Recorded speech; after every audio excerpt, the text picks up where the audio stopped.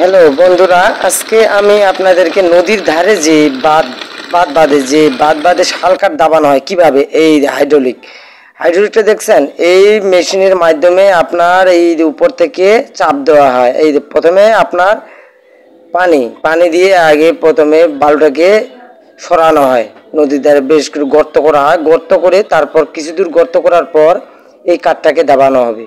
দেখবেন আপনারা, এই যে পানি দিয়ে প্রথমে ছিদ্র করে নেওয়া হইতেছে, কিছু গর্ত করে নেওয়া হইতেছে, হোল্ড করে কিছু প্রায় 5 ফিটের মতো গর্ত করে নেওয়া হইতেছে। গর্ত করে নেওয়ার পর আপনার এই কাঠটা দাবাবো তারা।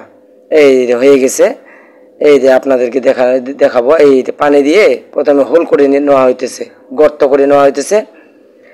গর্ত করে নিয়ে এখন আপনার এই কাঠটা দাবাই দিব, এই শাল কাঠটা এই এই দাবাই দিল।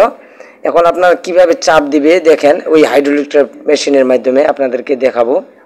দেখবেন এই যে কাঠটা এখন ভিতরে হোল্ড করে দোকান হয়েছে। এই যে হাইড্রোলিক মেশিনটা দেখতে পাইতেছেন, এটা দিয়ে এখন এই উপরে উঠাইতেছে এই লোহাটা। এইটা দিয়ে এখন আপনার চাপ দিব, বাড়ি দিব উপর থেকে প্রেশার দিয়ে। এই যে দেখবেন এখন এই যে ভিতরে একটা লোহা ঢুকানো হয়েছে, এই যে লোহাটা সাহায্যে যেন কন্ট্রোলিং ঠিক রাখে।